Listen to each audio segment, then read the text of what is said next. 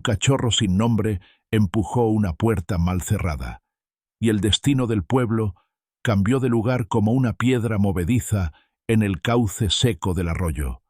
Muchos dirían después que todo empezó con un ladrido tímido y unos ojos que brillaban como tizones bajo el sombrero del mediodía. Pero en realidad empezó mucho antes, el día en que Candelaria del Arroyo comenzó a morirse de sed, y el miedo se volvió una moneda corriente, más valiosa que el maíz.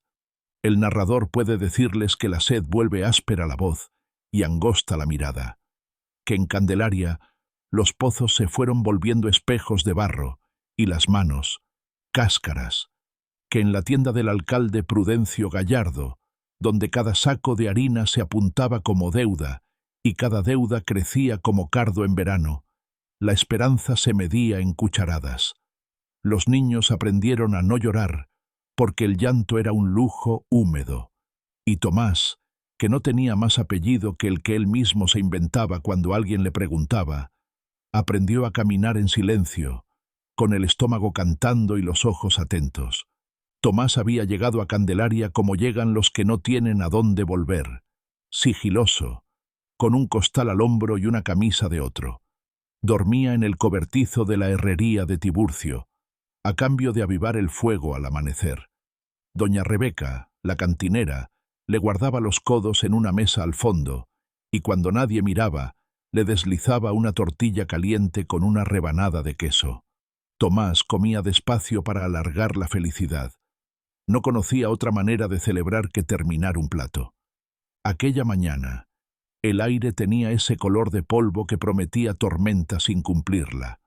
Tomás partió la tortilla por la mitad. La sombra se le movió a ras de suelo, y un tirón le arrebató la ración. El niño apenas alcanzó a ver un rabo tembloroso y unas orejas puntiagudas huir hacia la calle, llevando entre los dientes su desayuno como un premio robado. ¡Eh!, gritó en un tono más de sorpresa que de enojo. Doña Rebeca alzó una ceja divertida. Si te deja con hambre, síguelo. Capaz te lleva donde la comida crece en los árboles. Tomás dudó. Miró la otra mitad de tortilla, todavía tibia, y la guardó en el bolsillo como quien guarda una esperanza de repuesto. Salió detrás del cachorro. No era más que una bola de huesos cubierta por un pelaje color barro, con una mancha blanca en el pecho, como una llamarada apagada. El animal corría mirando hacia atrás, no para medir la distancia con su perseguidor, sino como si comprobara que Tomás de veras lo seguía. Bajaron por la calle principal, cruzaron la plaza donde el alcalde Gallardo hablaba a dos hombres señalando el cielo con las manos, como si señalara una promesa invisible, y tomaron el camino del arroyo muerto, ese cauce de grietas que todavía olía a piedra mojada en los recuerdos de los mayores. El cachorro se metió por una hilera de mezquites, se escabulló por un claro y, de pronto, la vio. Una cabaña que Tomás había oído mencionar en susurros de cantina, como se mencionan los nombres de quienes se extraña y se teme a la vez. Era una construcción pequeña, de tablas viejas que crujían al moverse el viento, con una ventana descolgada como un párpado cansado. Se decía que allí vivió una mujer que sabía de canales y acequias, de niveles y ruedas de paletas, una mujer que hablaba con el agua como si fuera una criatura caprichosa. Los que daban detalles siempre encontraban una forma de callar al final. El cachorro empujó la puerta con la misma facilidad con que había empujado la de la cantina. Tomás tragó saliva. Imaginó al alcalde riendo si lo veía allí, al capataz Camilo Rojas enroscando el bigote con esos dedos duros que parecían hechos para apretar gargantas y cuentas. Una vez me vean, me sacan a puntapiés, pensó Tomás, y como estaba acostumbrado a no ser visto, entró. Adentro olía a madera dormida. Unas hebras de sol caían oblicuas por la rendija del techo, levantando polvo que parecía nieve vieja. Había una mesa coja, una silla con el asiento vencido, y sobre la pared del fondo, un círculo grabado a cuchillo, un sol de 12 rayos que alguien había repintado con carbón una y otra vez. El cachorro dejó la tortilla en el suelo, intacta, y se fue a una esquina, donde empezó a rascar con urgencia. Las uñas sonaban contra la madera con un ritmo nervioso. «¿Qué haces?», susurró Tomás agachándose. Las tablas dejaban ver un filo de hierro, una argolla casi pegada a los clavos. El niño tanteó. Tiró. La madera se resistió con un quejido largo, y al ceder desprendió una bocanada de aire fresco, dulzón, húmedo. El olor del agua le golpeó la memoria como un recuerdo prestado.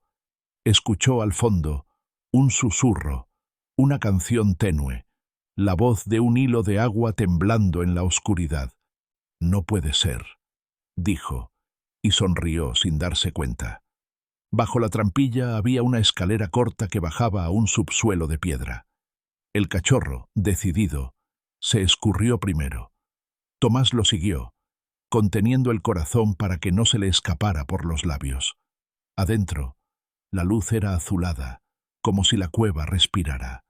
La pared estaba cubierta de marcas, números, flechas, anotaciones hechas con carbón y tiza. Había un banco con herramientas oxidadas, y sobre él un cuaderno envuelto en tela encerada. Tomás desató la cuerda con dedos torpes.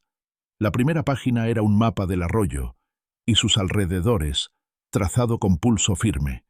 Pequeñas cruces marcaban ojos de agua, y una línea ondulada seguía el trazo de una acequia que no existía en la superficie.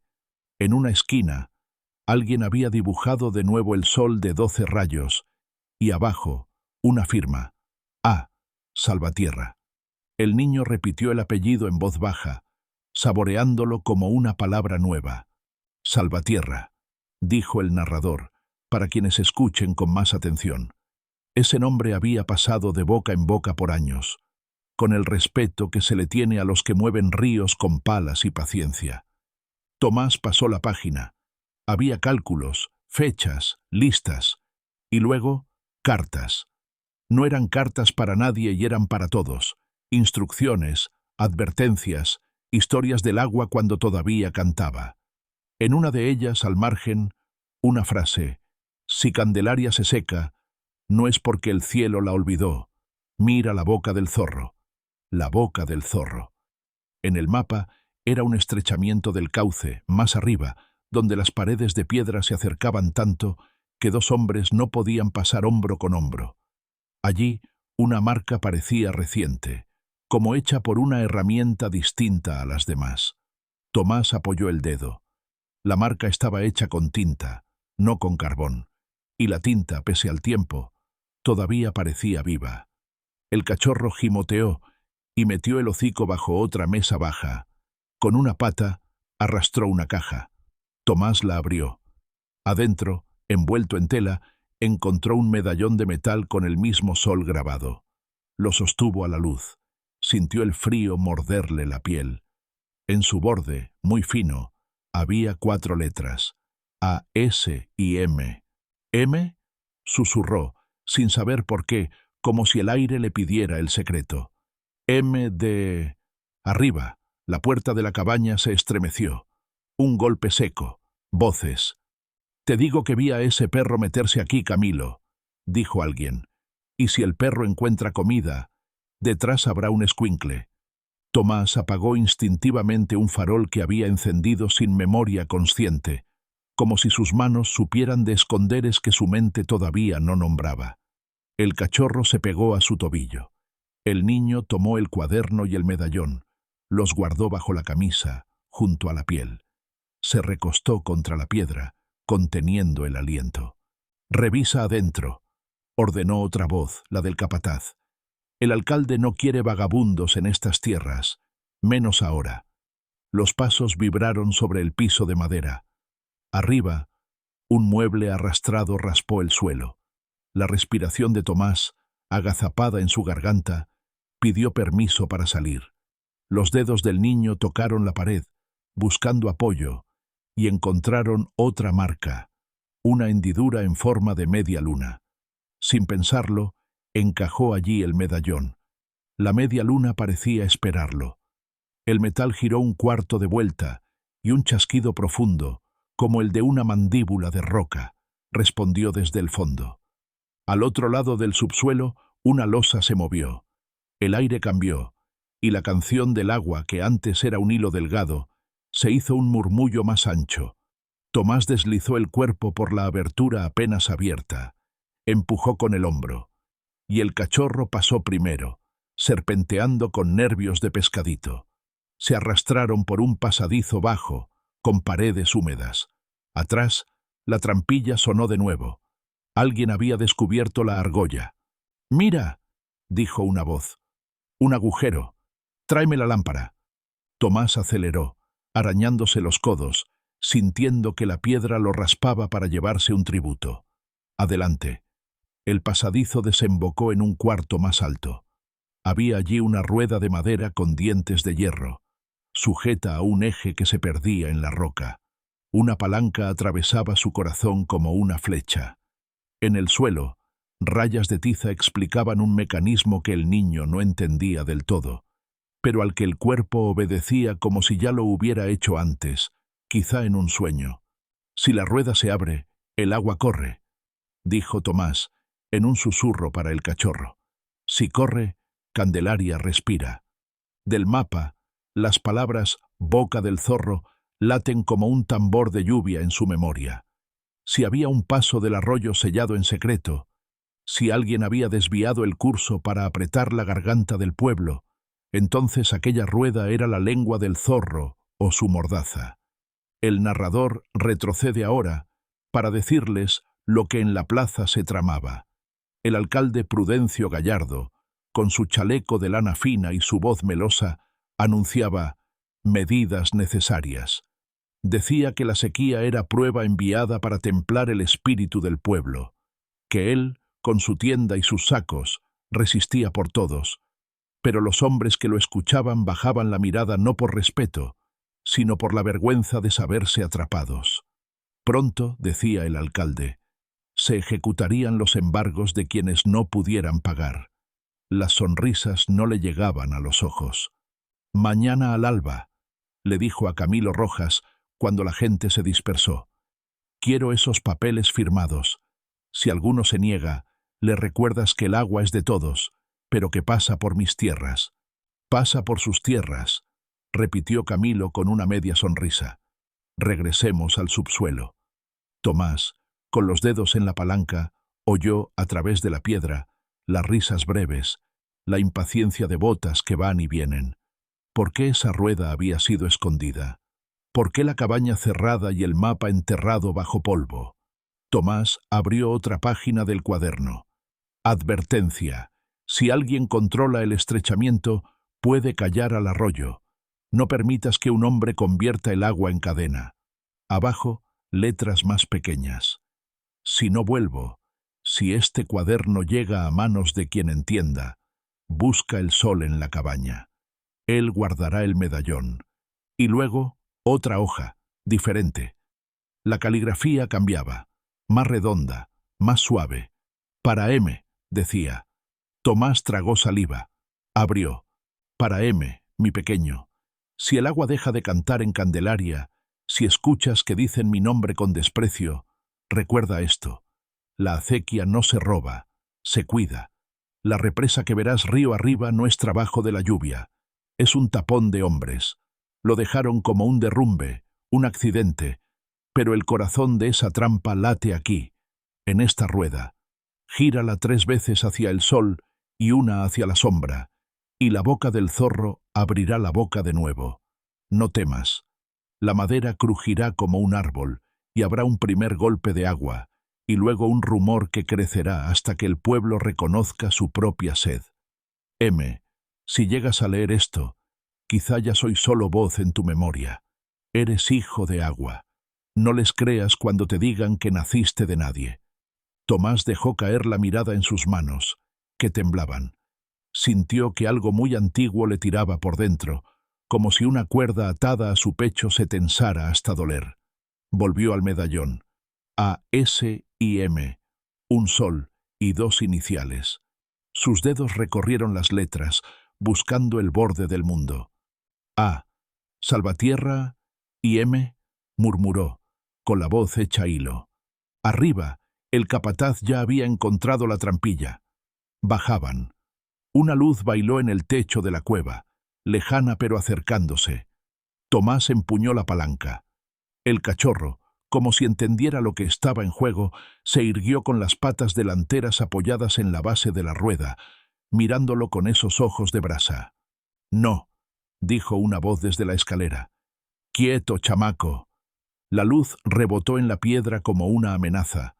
Tomás giró la palanca hacia donde el cuaderno indicaba «Sol», la misma dirección que marcaba una flecha pintada bajo el dibujo del sol de 12 rayos. La madera resistió, gimiendo. Giró una vez, dos. La tercera, la rueda pareció despertar. Una vibración profunda recorrió el eje, y el suelo mismo dio un suspiro. Giró hacia la sombra.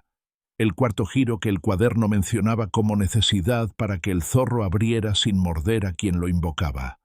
«¡Alto!», tronó Camilo, y el eco le devolvió la orden en pedazos. A través de la roca, algo tronó como un tronco al quebrarse. El aire cambió de temperatura. Una corriente fresca pasó como un fantasma de río por entre las piernas de Tomás. El cachorro ladró, esta vez no tímido, sino orgulloso. Y entonces, el milagro. El murmullo se hizo caudal. Un sonido profundo, casi una risa que llega después del llanto. Tomás no vio el agua, pero la oyó andar, bajar furiosa por donde la habían detenido, lamer las piedras, buscar su lecho antiguo con la urgencia de los que vuelven de un destierro. «¿Qué hiciste?» Camilo, con la lámpara en alto, apareció en la entrada del cuarto. «¿Qué diablos hiciste?» Tomás no respondió. Miró el cuaderno, las iniciales, el sol, la rueda aún vibrante. Supo, sin necesidad de más confirmaciones, que M era él. No porque recordara una cuna o una canción, sino porque reconocía esa manera de escribir del agua, ese modo de dar instrucciones que parecía una caricia firme. Supo también que alguien había mandado callar al arroyo, y que ese alguien vestía chaleco de lana fina y daba discursos en la plaza, y que la rueda escondida era el secreto con el que acallaban y encarecían la sed. Supo, sobre todo, que su entrada a la cabaña no era casual, que el cachorro, al robarle la tortilla, lo había traído hasta el único lugar donde su nombre se pronunciaba con cariño. «Alcalde», dijo el capataz, mirando hacia lo alto de la escalera, nervioso. Algo se movió allá afuera. Se oyó como un río. El narrador, que ve más de lo que los personajes alcanzan, les cuenta ahora lo que se vio en la superficie. La boca del zorro, ese estrecho escondido tras un derrumbe hecho por manos humanas, crujió. Las piedras, apiladas, se reacomodaron con la terquedad de lo que alguna vez fue natural. Un primer surtidor saltó como si saludara. El cauce seco tragó, al principio con desconfianza, una lengua de agua clara. Los pájaros, que habían pasado meses cantando solo por costumbre, se agitaron con gritos nuevos. En el pueblo los pozos respondieron con un eco húmedo, y las sogas de los baldes recuperaron su sentido. El capataz dio un paso en el subsuelo, y la lámpara le tembló en la mano. El reflejo del aceite encendido mostró en la pared, como una pintura antigua, el dibujo de un canal que corría desde la boca del zorro hasta la plaza. Tomás, todavía con la mano en la palanca, entendió que lo que había hecho no solo desataba agua, desataba verdades. «Ese cuaderno», dijo Camilo, con los ojos clavados en el bulto bajo la camisa del niño. «Dámelo». Tomás lo apretó más contra el pecho. El cachorro gruñó, mostrando unos dientes diminutos que, sin embargo, eran la promesa de algo feroz. «Y el medallón», agregó el capataz. «Eso no te pertenece». El niño respiró hondo. Sentía el peso de las letras en su piel, el frío del metal, el zumbido de la rueda como un corazón gemelo al suyo. Levantó la mirada. «Esto dice la verdad», respondió, y supo que su voz sonaba distinta, más grave. «La rueda también, y el agua habla más fuerte que usted».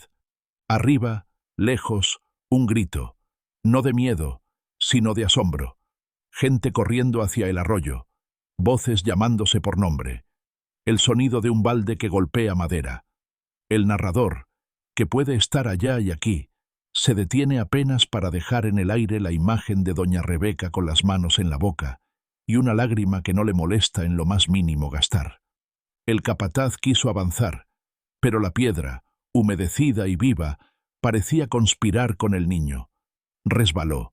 El cachorro aprovechó para dar un salto corto y morderle el pantalón, no con la intención de herir, sino de distraer. Fue suficiente. Tomás se deslizó por el pasadizo contrario, el que se abrió después de girar el medallón. Tenía la certeza de que ese camino llevaba a la cabaña, y de la cabaña a la hilera de mezquites, y de los mezquites al pueblo. No para esconderse, no ahora, sino para mostrar. «¡Vuelve, mocoso!». La voz de Camilo chocó con la piedra y se rompió en ecos. El niño se arrastró con el cuaderno apretado, el cachorro pegado a su costado. Al salir a la cabaña, la luz le hirió los ojos. El aire ya no era un cuchillo seco, tenía un perfume temprano de tierra mojada. Afuera, los mezquites susurraban como si tuvieran hojas nuevas en la lengua. Tomás corrió sin mirar atrás. Al llegar a la linde del pueblo, vio a un grupo arremolinarse en la orilla del arroyo. El agua descendía, no como un torrente desbocado, sino como un animal cansado que encuentra su casa y, respetuoso, se arrellana en su lecho. «¡Milagro!», dijo alguien. «No es milagro», corrigió doña Rebeca, con una calma que nacía de entender. «Es justicia del agua». Tomás se detuvo a un lado de la plaza, escondiéndose por costumbre, pero el medallón le ardía en el pecho como un sol. Un impulso lo hizo buscar la sombra de la iglesia para leer, otra vez, las páginas. Había cartas, sí, pero también pruebas, listas de materiales, pagos, nombres de quienes habían trabajado en la acequia oculta. Y, más allá, hojas recientes, con letra distinta, la de un hombre temeroso que anotaba envíos y recibos. Camiones de piedra a la boca del zorro. Orden de PG pago duplicado. Las iniciales del alcalde se repetían como un martillo. «¿Con qué era eso?», murmuró Tiburcio, que había llegado con su delantal manchado, el metal todavía oliéndole en la piel. Nos vendía el agua como si fuera suya. Tomás alzó la vista. Tiburcio lo miraba como se mira a alguien que, de pronto, adquiere altura. El niño dudó, a punto de devolver el cuaderno al pecho, de guardarlo como un tesoro. Pero en la orilla del arroyo, unos niños chapoteaban y reían con una risa que él había olvidado desde cuando no escuchaba. La sed del pueblo, lo entendió de golpe, era más grande que cualquier miedo. «Esto lo encontré», dijo, por fin, «en la cabaña». «¿En la de los soles?», preguntó doña Rebeca acercándose.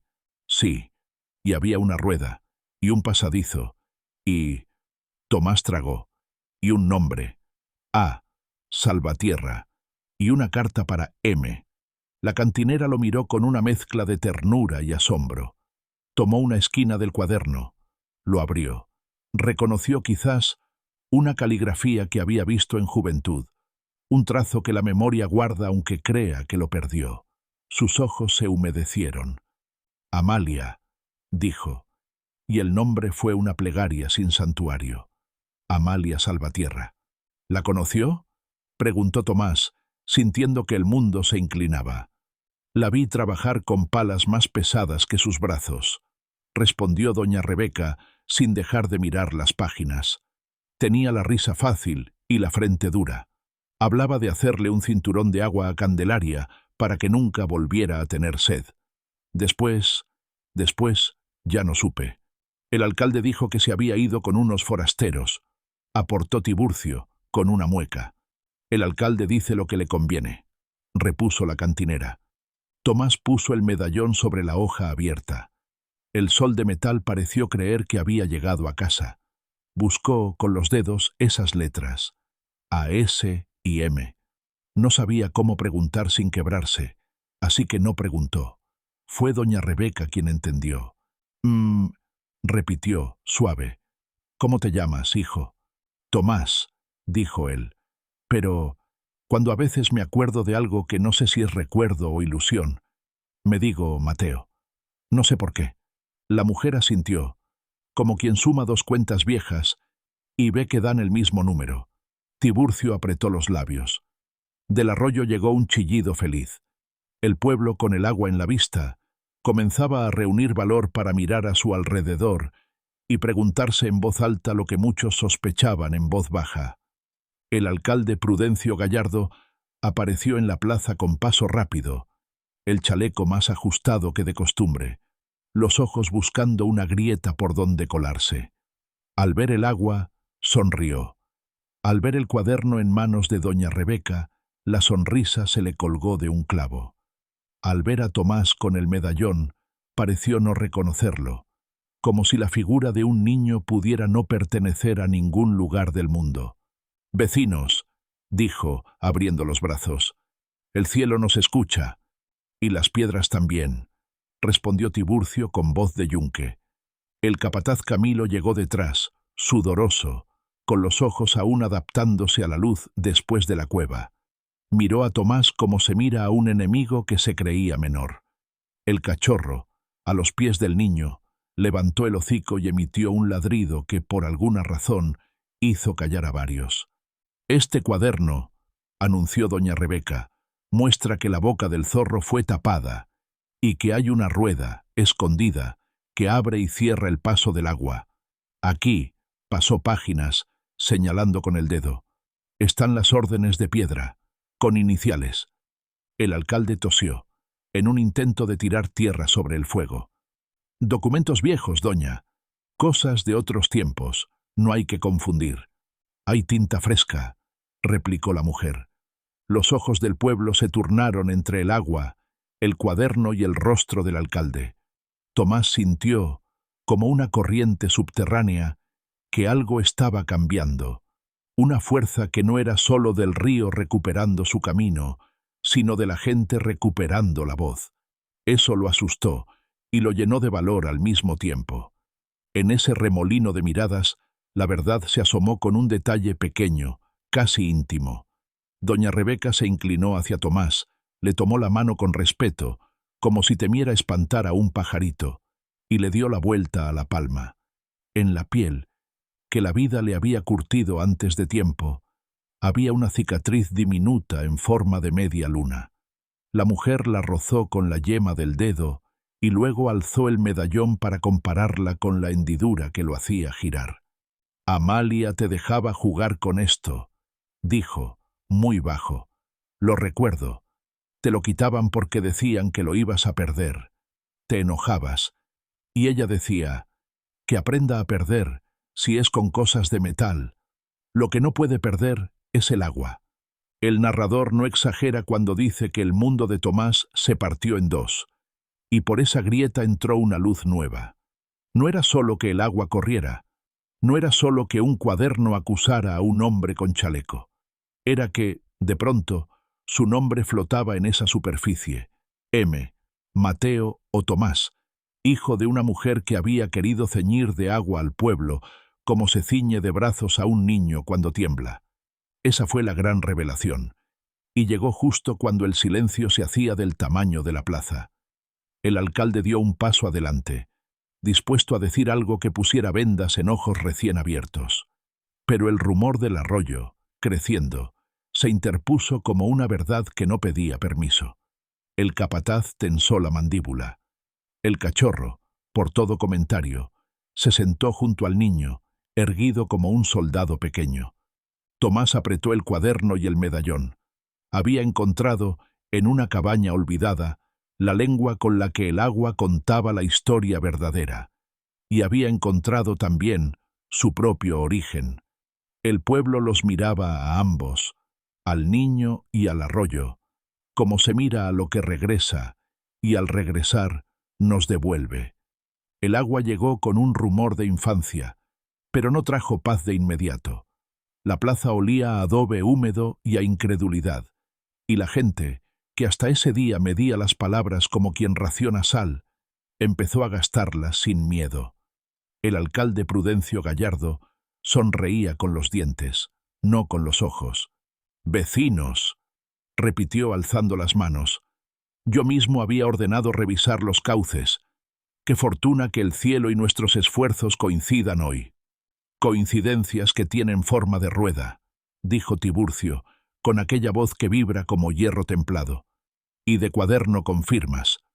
Doña Rebeca sostenía el cuaderno como si fuera un niño dormido. Tomás, o Mateo, como algo dentro de él lo nombraba, apretaba el medallón contra el pecho y sentía el latido de dos corazones, el suyo y el de la rueda invisible que todavía zumbaba bajo la tierra.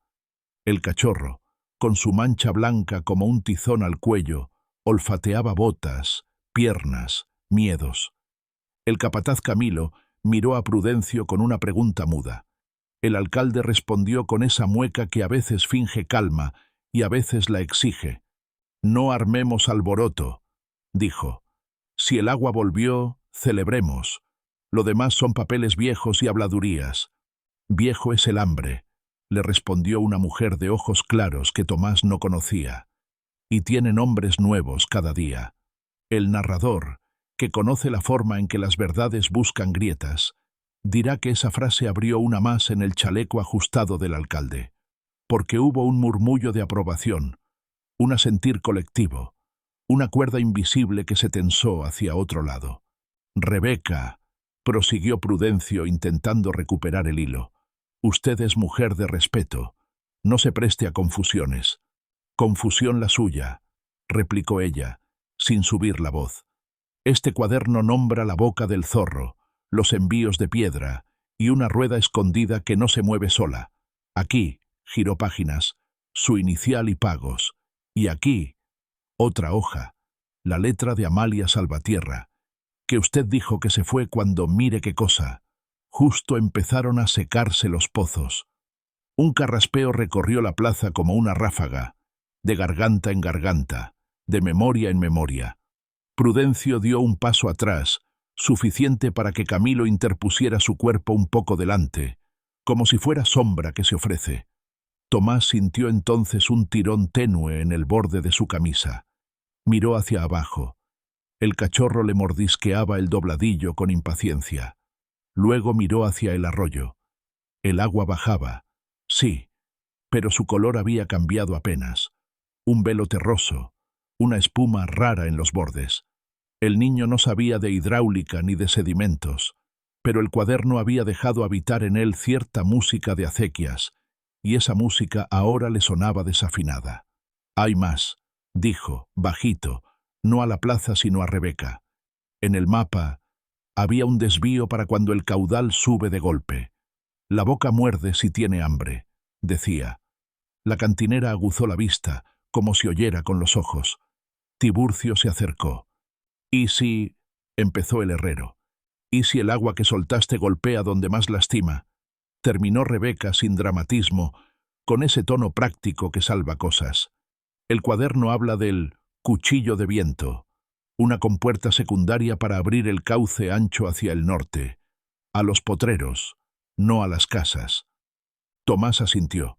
Prudencio, que había dejado de escuchar a la gente para escuchar su propio latido, notó de reojo la conversación aparte y no le gustó. Pero antes de que tejiera otra frase, la plaza se inclinó hacia otro sobresalto.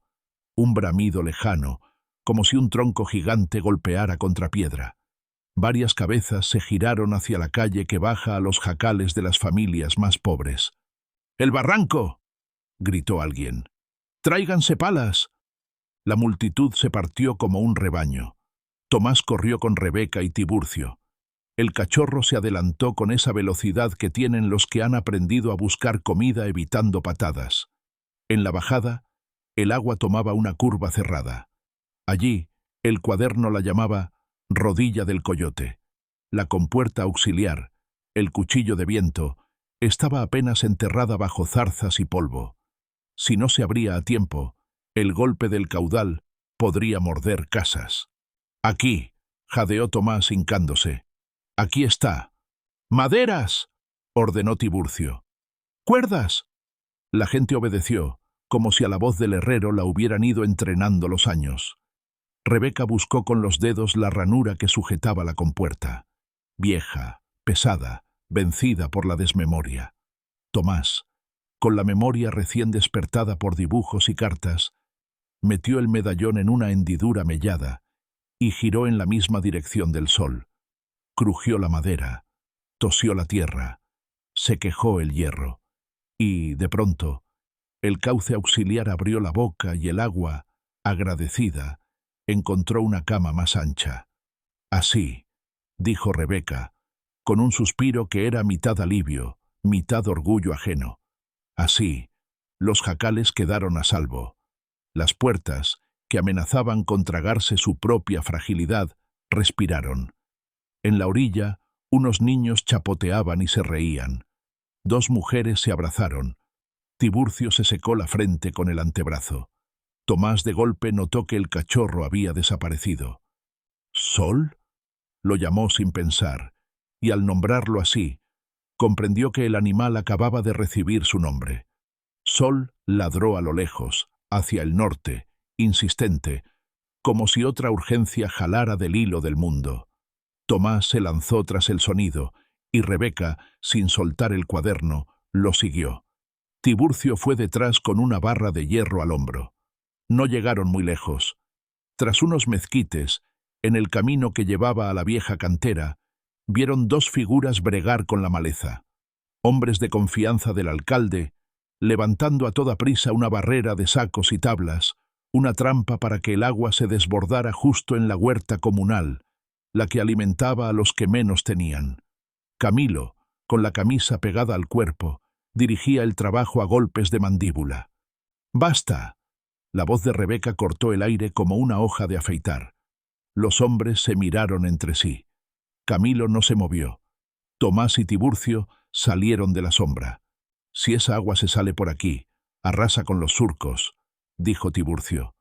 «¿Quién te mandó a jugar con cuchillos, Camilo?». El capataz tragó saliva. Por un segundo fue solo un hombre sudoroso, con miedo en el cuello. Luego volvió a ser la piedra que lo hacía de escudo. «Orden del alcalde», dijo, como quien dice una contraseña.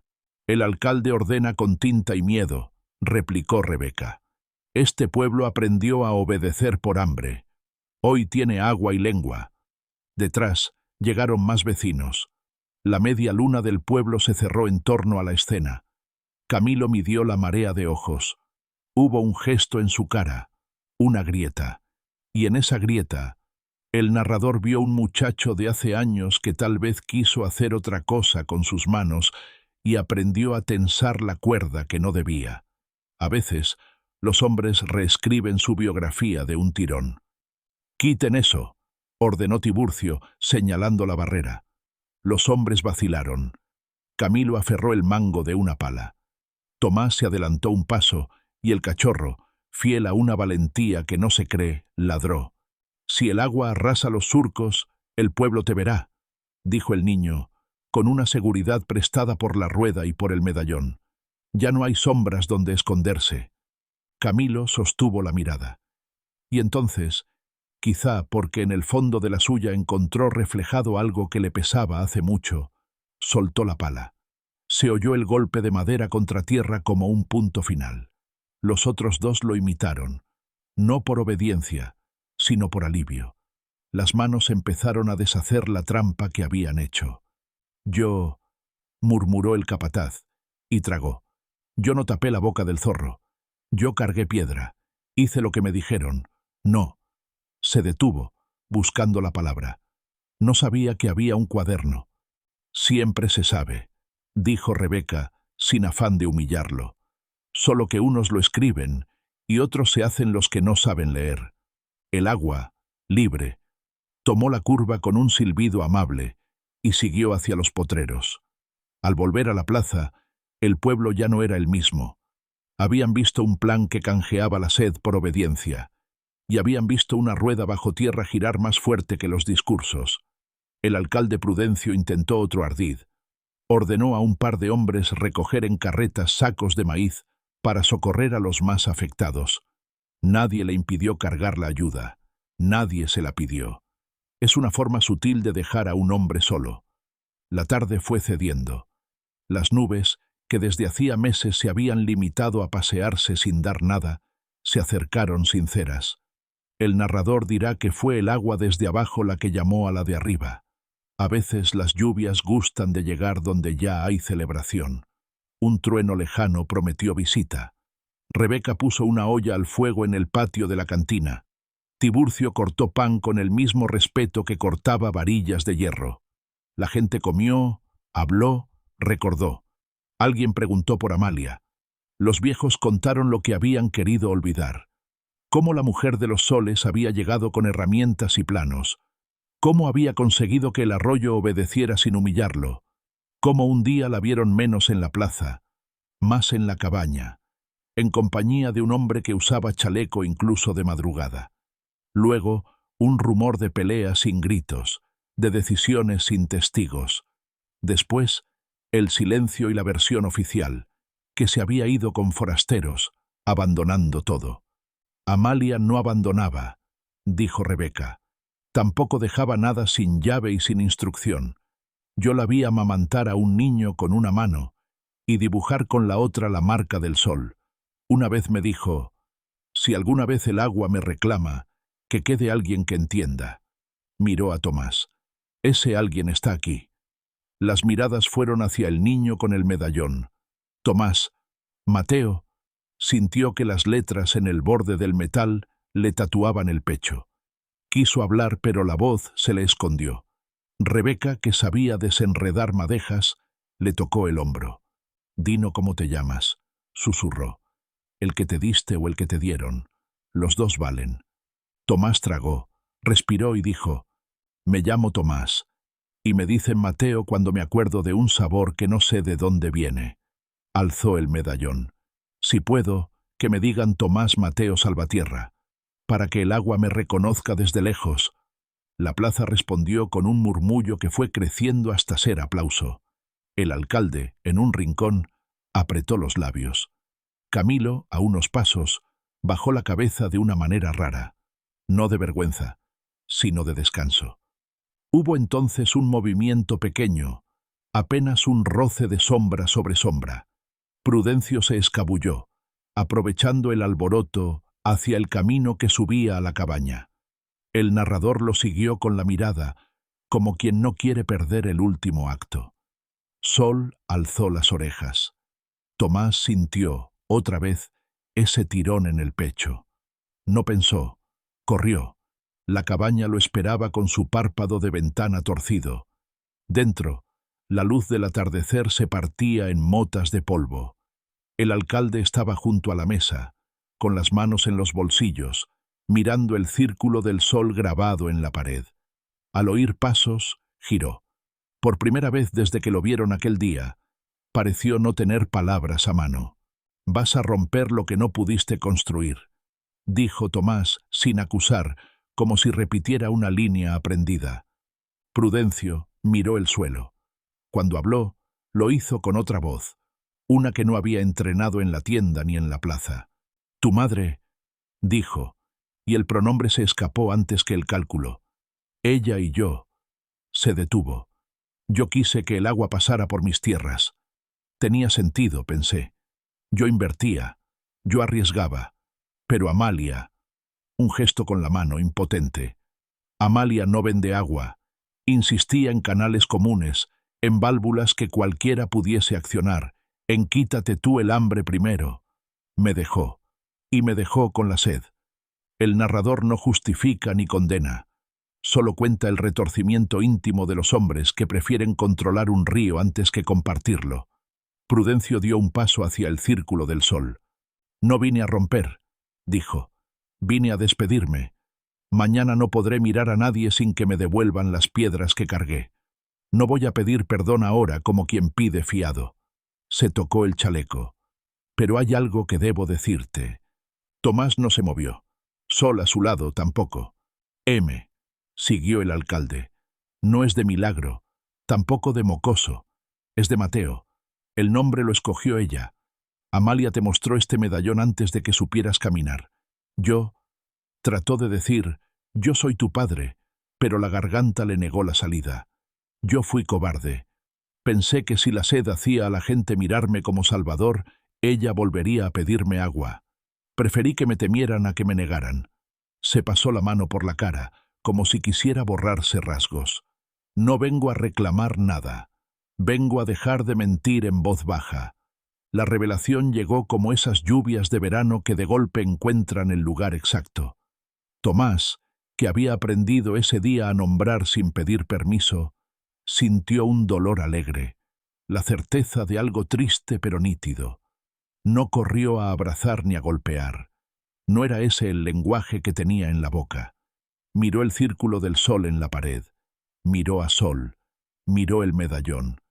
«El agua no es de quien la nombra», dijo. «Tampoco yo». Se tocó el pecho. «No soy de usted, ni de su arrepentimiento. Soy de la mujer que escribió este cuaderno y del pueblo que tiene sed». Lo dijo sin maldad, como se dicen las medidas exactas de una viga para que no se caiga el techo. Prudencio asintió, 1, 2 veces. Fue hacia la puerta. Antes de salir se volvió. «Si deciden echarme, no pondré el caballo en contra. Si deciden dejarme quedarme, haré el trabajo que me toque. Pero no voy a esconderme en casa. Mañana estaré en la plaza». Y por primera vez ese día sonó a un hombre sin chaleco. Esa noche llovió. Llovió justo lo necesario. Ni diluvio ni burla. El agua del cielo cayó sobre el agua de la tierra, y juntas hicieron un ruido de abrazo. La gente durmió mejor. Rebeca puso al cachorro junto al fogón y le preparó un plato que olía a fiesta. Tomás, Mateo, durmió con el medallón bajo la almohada de paja y con el cuaderno cerca, como quien duerme con un mapa para no perderse ni soñando. Al amanecer, el pueblo volvió a la cabaña. Tiburcio llevó barras y clavos. Las mujeres trajeron sogas y tablas. Los niños, risas y preguntas. Miraron el subsuelo, vieron la rueda, entendieron que Salvatierra no era una leyenda sino madera viva.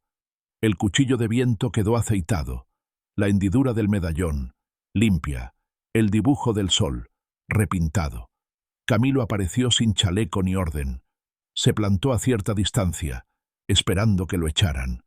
«Si te quedas», le dijo Tiburcio rascándose la barba, «el primer trabajo es quitar piedra de donde tú mismo pusiste, y el último también». «Me quedo», respondió Camilo, con una humildad que no tenía que ver con plegarse, sino con enderezarse. La boca del zorro, ya sin trampas, mostró su garganta abierta. Hombres y mujeres sacaron las rocas hasta que la corriente tomó su forma justa. No hubo discursos, solo respiraciones. El alcalde llegó, sin escolta ni sombrero nuevo. Se paró a un lado, mirando cómo otros arreglaban lo que él descompuso. No dijo nada. Alguien le tendió una pala. La tomó.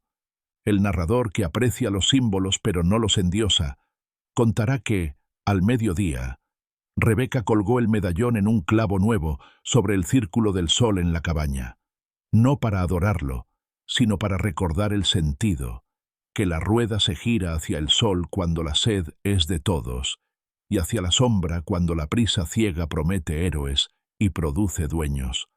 Tomás, Mateo, puso debajo un papel con una frase de Amalia, copiada de memoria. «El agua no hace favoritos, nosotros tampoco». La plaza, esa tarde, tuvo reunión sin gendarmes ni papel sellado. Decidieron, con la seriedad alegre que solo nacen de decisiones sencillas, que la cabaña sería casa de agua, que 3 personas guardarían la llave y el saber: Tiburcio por sus manos y su paciencia, Rebeca por su memoria y su lengua, y Tomás, Mateo, porque el sol lo había elegido una vez, y él había aprendido a no esconderse de su sombra. Decidieron también que el alcalde no manejaría más las sogas del pozo ni las cuentas del hambre, que si se quedaba, trabajaría detrás, no arriba, que si se iba, nadie lo seguiría. No fue destierro con gritos, fue una página nueva que ya no traía su nombre. «Mañana», dijo alguien, Levantamos la rueda de paletas donde soñó Amalia. Mañana, repitieron muchos. Hubo quien buscó justicia más tajante. Hubo quien recordó piedras y noches. Hubo manos que se crisparon pidiendo castigo, y hubo otras que se abrieron pidiendo pan compartido. Al final, la justicia tomó la forma de la época, el peso de la mirada y el lugar en la fila. Prudencio fue a la fuente con su balde como cualquiera y recibió el agua después de todos. No fue humillación teatral, fue una lección larga. Caía el sol cuando Tomás, Mateo volvió a la cabaña con Sol en brazos. Tocó la pared donde el círculo brillaba recién pintado. Sintió bajo la yema la vibración de la madera y, más abajo, de la rueda. Se sentó en el escalón a leer en voz alta unas líneas para que el cachorro se durmiera. Si Candelaria se seca, no es porque el cielo la olvidó. Leyó. Mira la boca del zorro. Si Candelaria habla, es porque alguien se atrevió a devolverle la voz. Sol bostezó. El aire olía a pan y a barro limpio. En la distancia, la risa de unos muchachos en el agua competía con el canto repetido de un pájaro. Rebeca vino y se sentó a su lado. No dijo, hijo, ni dijo, pobre. Le tendió un pedazo de pan recién horneado. Tiburcio, desde la puerta, le hizo una seña con la barbilla. Un gesto que en los hombres que hablan poco significa, aquí tienes una mesa de la que no te vas a caer. Camilo pasó con un haz de varas al hombro. Saludó. Tomás. Mateo. Devolvió el saludo. No era perdón inmediato. Era el comienzo de un trabajo compartido. ¿Cómo lo vamos a llamar?, preguntó Rebeca señalando la cabaña. Tomás pensó en su nombre, recién vestido. Pensó en el sol pintado, en el medallón, en la luz que viene de abajo. Miró a Sol, con el cuello blanco brillando. Casa del Sol, dijo, para acordarnos de mirar hacia arriba y hacia adentro. Cuando la oscuridad cayó, no fue un vacío, fue un descanso.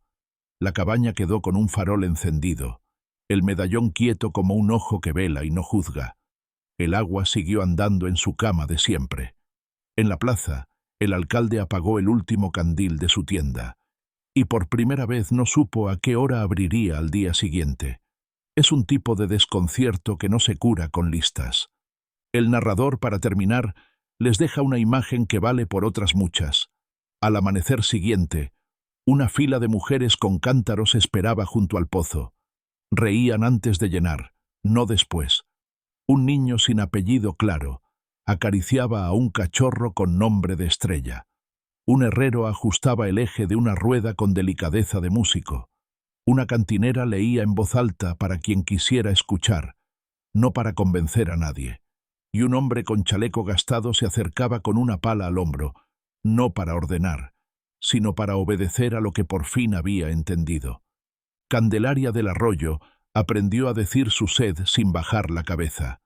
Y la dijo gracias a un perro sin correa que robó media tortilla y a un huérfano que siguió ese ladrido hasta una cabaña con un sol grabado. Lo que encontraron, un cuaderno, una rueda, un nombre, no solo trajo agua, devolvió al pueblo la costumbre de mirarse a los ojos.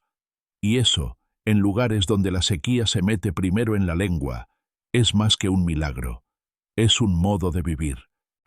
A continuación tenemos dos historias increíbles que te están esperando. Solo haz clic en la imagen que quieras ver y comenzará a reproducirse.